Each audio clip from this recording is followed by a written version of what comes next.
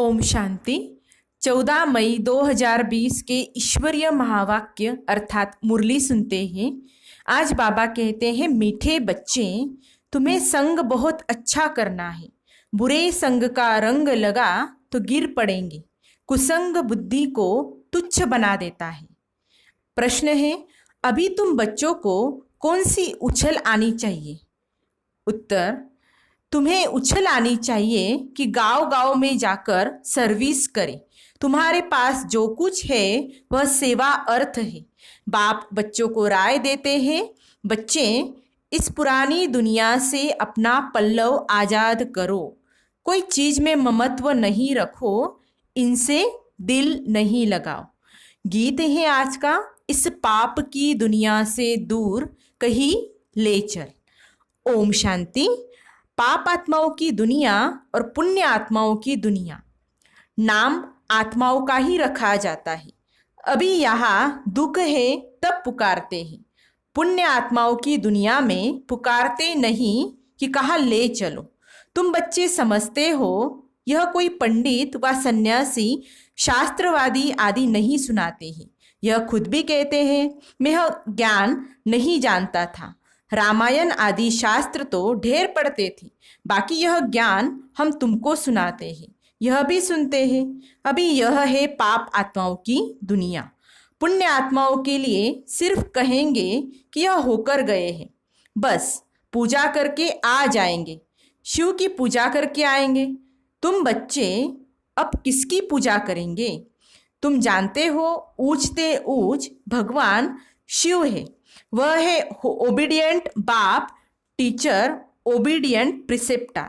साथ में ले जाने की गारंटी कोई गुरु आदि कर न सके, सो भी वह कोई सबको थोड़ी ले जाएंगे। अभी तुम सम्मुख बैठे हो, यहाँ से अपने घर में जाने से भी तुम भूल जाएंगे।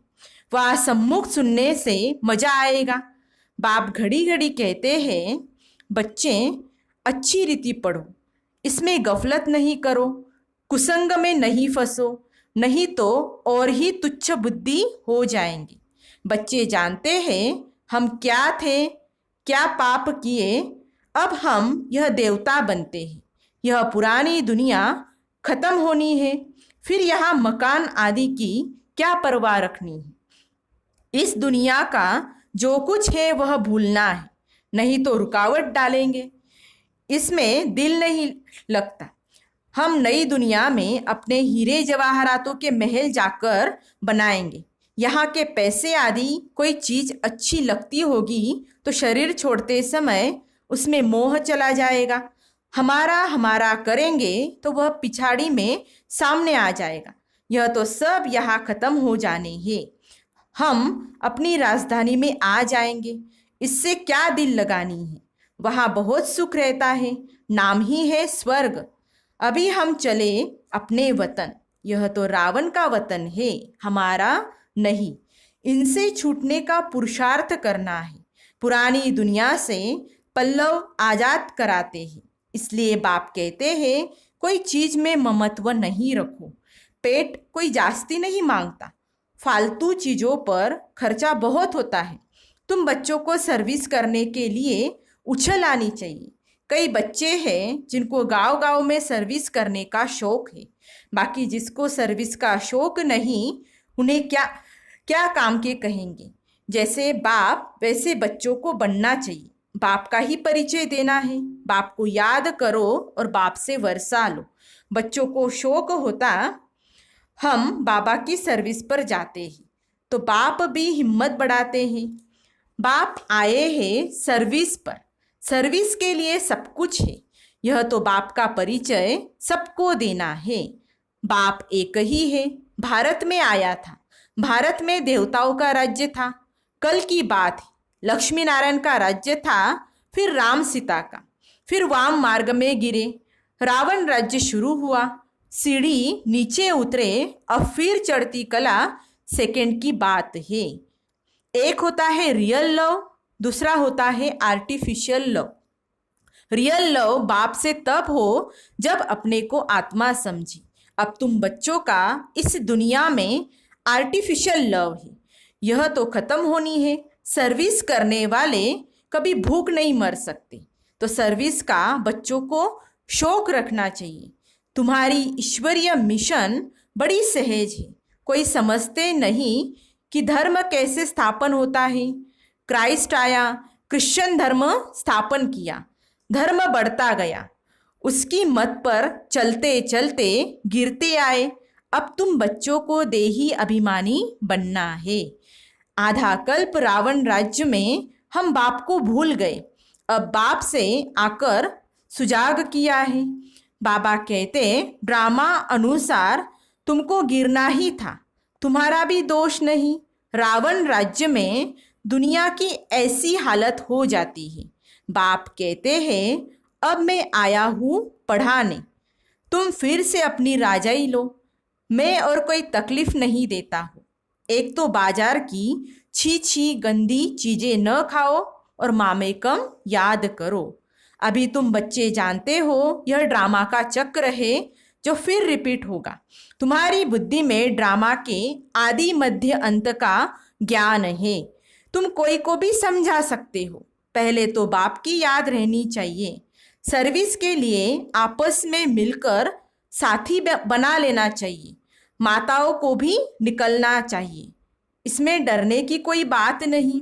चित्र आदि सब तुमको मिलेंगी।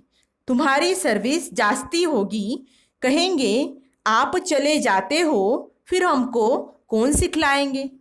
बोलो हम सर्विस करने के लिए तैयार हैं। मकान आदि का प्रबंध करो, बहुतों के कल्याण अर्थ निमित्त बन जाएंगे। बाबा सर्विस का उमंग दिलाते हैं। बच्चों में हिम्मत है तो सर्विस भी बढ़ती है। यह कोई मेला नहीं है जो 10-15 दिन मेला चला फिर खलास। यह मेला तो चलता ही रहता है। यहाँ आत्माओं और परमात्मा का मिलन होता है, जिसको ही सच्चा मेला कहा जाता है। वह तो अभी चल ही रहा है। मेला बंद तब होगा जब सर्विस पूरी होगी। ड्रामा अनुसार बच्चों को सर्विस का बड़ा शौक चाहिए। जो बेहद के बाप में नॉलेज है वह बच्चों की बुद्धि में है। ऊंचते ऊंच बाप से हम कितना ऊंच बनते आए हैं। ऐसे ऐसे अपने से बातें करनी है, आपस में सेमिनार करना है। बाबा से राय कर सर्विस में लग जाओ, कोई बात नहीं, नहीं तो स्थापना कैसे होगी। दूसरी बात यह है जो करेगा वह पाएगा। अभी तुम बच्चे पत्थर बुद्धि से हीरे जैसा बनते हो। बाप ज्ञान से इतना सीधा करते, माया फिर नाक से पकड़कर पीठ दिला देती है। तुम बच्चों को संग बड़ा अच्छा करना चाहिए। बुरे संग का रंग लगने से गिर पड़ेंगे। बाबा बाइस्कोप आदि देखने की मना करते हैं। जिसको बाइस्कोप की आदत पड़ी वह पतित बनने बिगर रह नहीं सकेंगे। यहाँ हर एक की एक्टिविटी डर्टी है। नाम ही है वैश्यालय। बाप शिवालय स्थापन कर रहे हैं। वैश्यालय को पूरी आग लगनी है। कुंभकर्ण जैसे आसुरी नींद में सोए पड़े हैं। तुम समझते हो कि हम शिवालय में जा रहे हैं। पहले हम भी बंदर सदृश थे।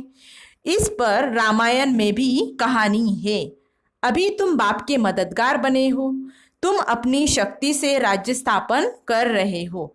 फिर यह रावण राज्य खलास हो जाना है। तुम बच्चों को अनेक प्रकार की युक्तियां बताते रहते हैं। किसको दान नहीं करेंगे तो फल भी कैसे मिलेगा। पहले पहले 10-15 को रास्ता बताकर फिर बाद में भोजन खाना चाहिए। पहले शुभ काम करके जाओ, इसमें भी तुम्हारा कल्याण है। कोई भी देहधारी को याद नहीं करो, यह तो पतित दुनिया है। पतित पावन एक बाप को याद करो तो पावन दुनिया के मालिक बन जाएंगे। अंतमति सुगति हो जाएगी। तो किसी न किसी को संदेश सुनाकर फिर आए भोजन खाना चाहिए। तुम सबको यही बताते रहो कि बाप को याद करने से इतना ऊंच बन जाएंगे। अच्छा, मीठे मीठे सिकिलदे बच्चों प्रति माता पिता बाप दादा का याद प्यार और गुड मॉर्निंग। रूहानी बाप की रूहानी बच्चों को नमस्ते। हम रूहानी बच्चों की रूहानी बाप दादा को याद प्यार, गुड मॉर्निंग और नमस्ते। धारणा के लिए मुख्य सार है।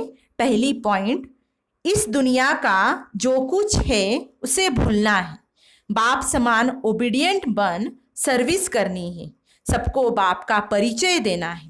दूसरी पॉइंट है, इस पतित दुनिया में अपने आप को कुसंग से बचाना है। बाजार का गंदा भोजन नहीं खाना है। बाइस्कोप नहीं देखना है।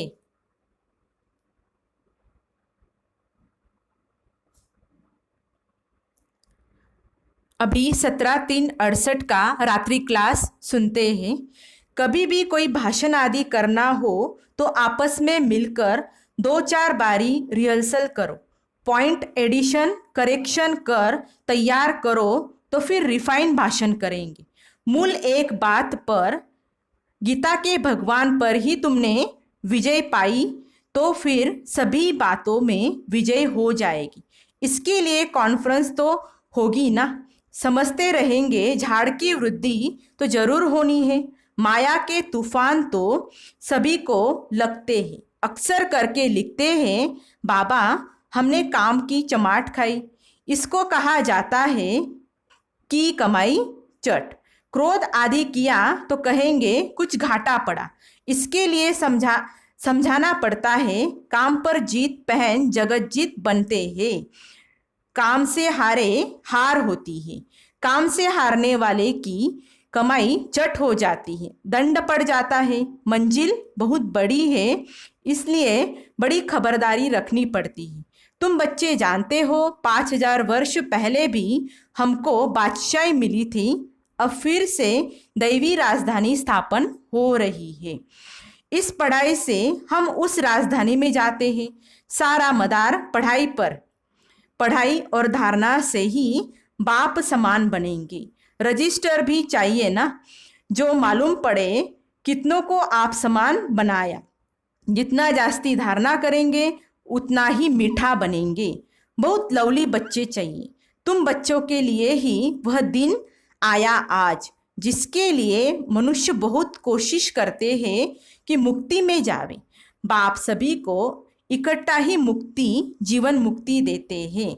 जो देवता बनने का पुरुषार्थ करते हैं वही जीवन मुक्ति में आएंगे।